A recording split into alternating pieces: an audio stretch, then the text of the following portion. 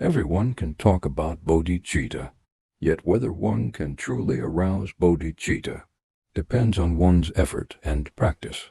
At the current stage, it is not advisable to hastily go after the high state of 5 eyes and 6 psychic powers, seeing the bindu, essence drop, or realizing the luminous nature of reality.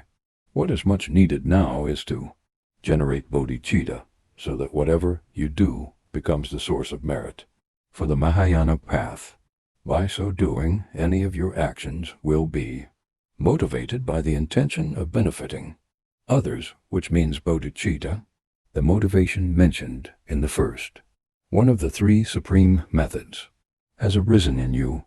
If you are not able to develop this bodhicitta motivation, your overall practice won't progress well. Therefore, you should still make great efforts to generate bodhicitta, because it is pivotal for a Mahayanist to practice.